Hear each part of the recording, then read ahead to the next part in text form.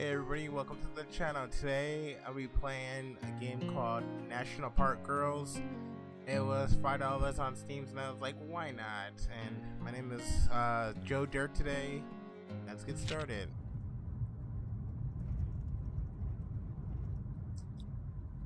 I don't really know anything about this game, really. It looks like, I guess, demi-humans living in a park. I don't know. I saw an elf-looking person and somebody with wings, so I don't know. Sorry, sweetie. It's stuck. Can't go any lower than that. Voice acting. Is that right? I'll click down on the switch. A stuttering rumble clawed from the window, vibrating beneath the rushing winds as it rips through the car. I clicked up with the switch. The window slides the rest of the way up with a smooth purr. I click down again. Smooth purr. It stops halfway, stuttering, rumbling. Yep. There's actually a funny story about that. Is there though? Jessica laughs guiltily, waving it off with a shrug and smile. But I forgot what it was. We smacked a bump in the road. The car jerks up, tossing me into the door. I glance into the side mirror as we drive away from the pothole. Every problem in this park has a story. The park makes do with what it has, Eve. We're resourceful that way. Oops.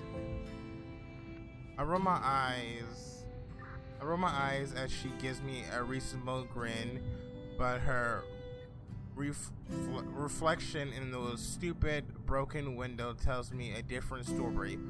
One of concern, rivers of coffee, and a decade of overwork. There might even be a small wrinkle encroaching on her cheerful round face, but I don't care to say anything. I'm quippy, but I don't have a death wish. Not yet.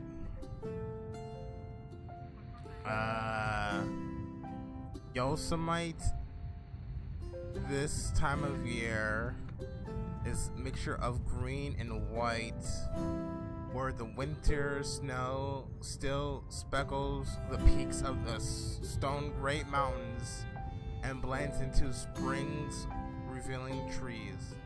Revived trees. I closed my eyes and let a whistling wind blow into my face, and for a second I almost feel like a little girl riding in the back of my dad's pickup truck as we whisked down the roads of Turgos Pass and to explore the next trail. Excited to explore the next trail. But right as I remember the smell of a sweet, fresh air, a van speeds past us, leaving a trail of toxic fumes. The memory is ripped away. Oh, somebody's getting smoking that good. I'm sorry.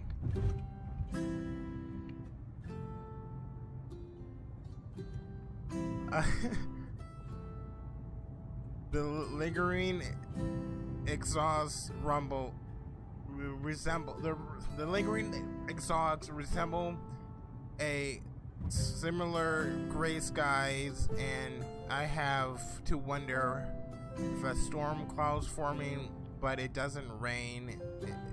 Is it still full of water, or it's just hollow? Static crackles out of the radio. Situation 1 has been resolved. Over. Jessica peels the mic off the dash, one hand on the wheel as she shifts her supervisor voice. 10-4. Fill me in on the details.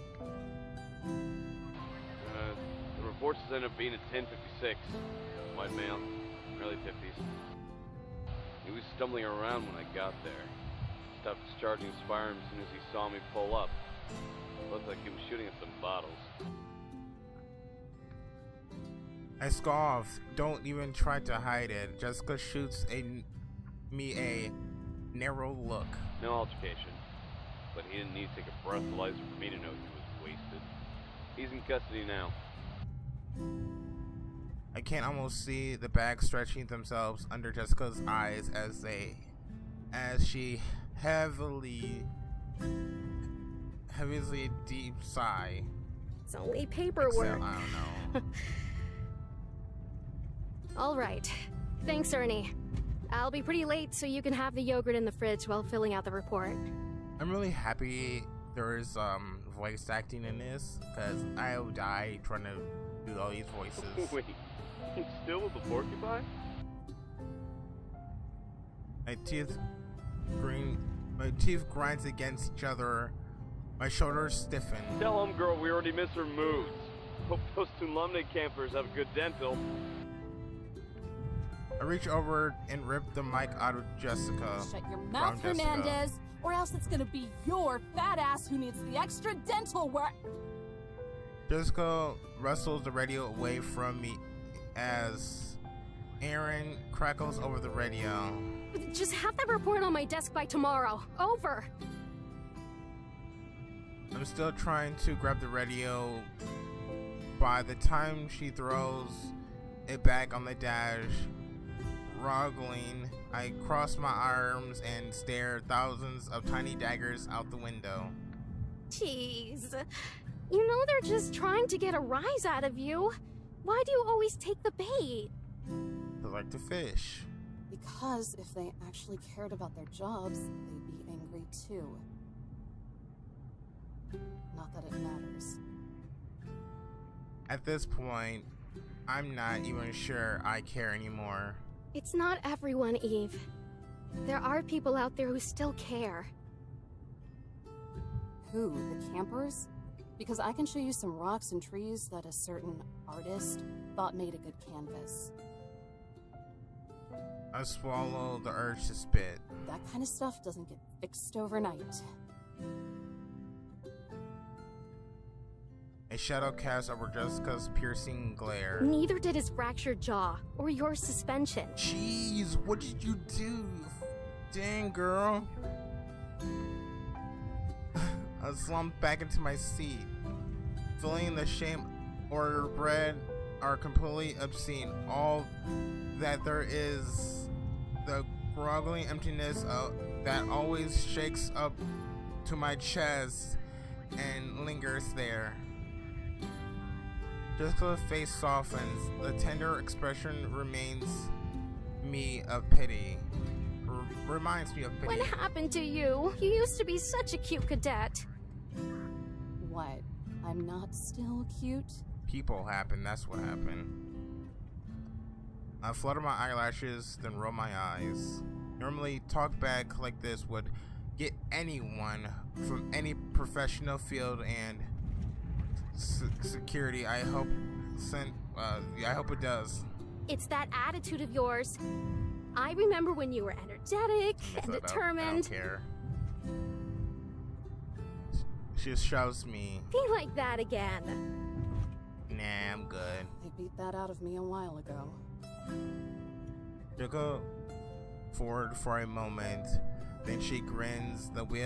She grips the wheel and stares a smile on and stretches a smile onto her face.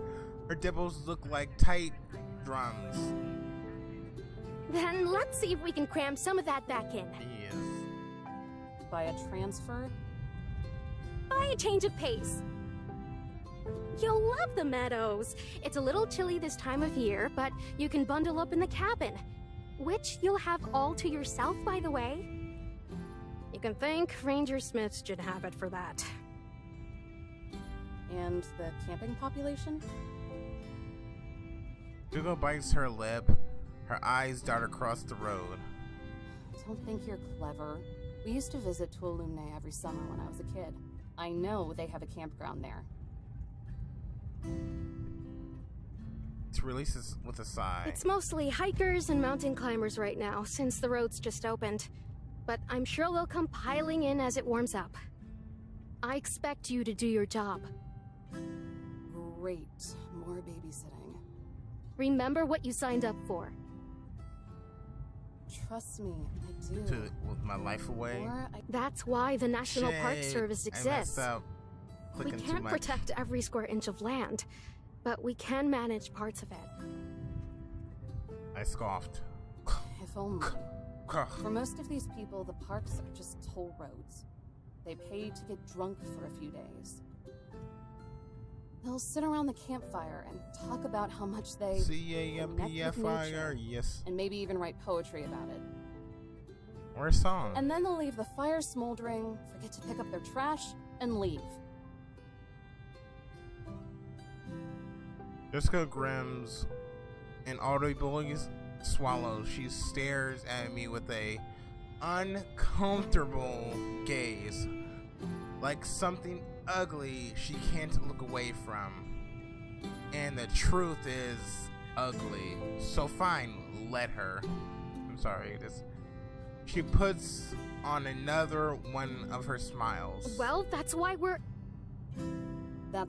here, right? That's our job. Enforcing the law to protect the land. But who are we protecting it for? The people. I stare at Jessica with the flat eyes, waiting for her answer I know I'll never come. Likewise, she said, oh my god. Likewise, she side-eyed me, waiting as the radio crackles with a report. The same people who are destroying it. Lean back to my seat and stare out the window. And where's the justice in a job like that? The sun pokes through the opening of the clouds, but the sea of gray swallows it soon after.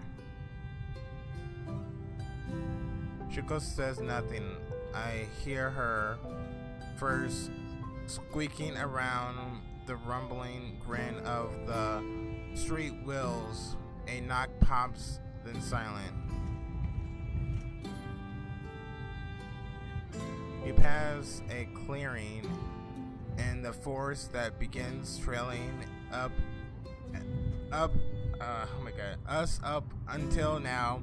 Stop in the distance. I spot a smooth stone peak of Limber Dome. Sometimes we would make the hike when I was a kid, and when we reached the top, I always felt like I discovered a higher perspective. Everything seemed so small, and the answers seemed so clear. And I wonder if I stood up there now, we would be the same. Would it be the same? Is what I do important?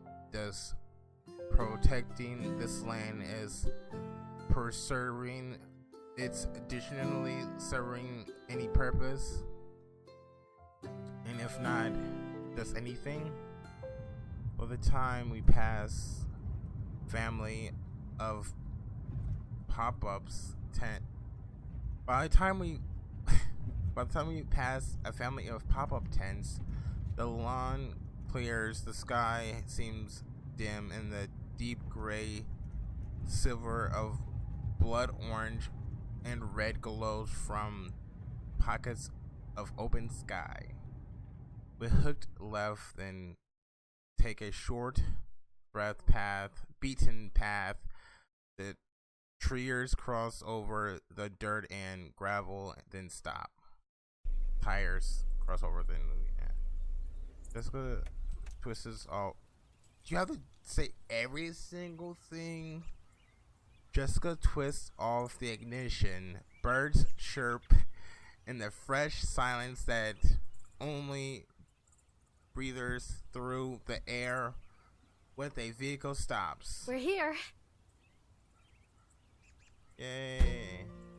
Yay, we're finally here, but this seems like a perfect place to end it. So yeah, thank you so much for watching. I hope you enjoy, and I will see you in the next video.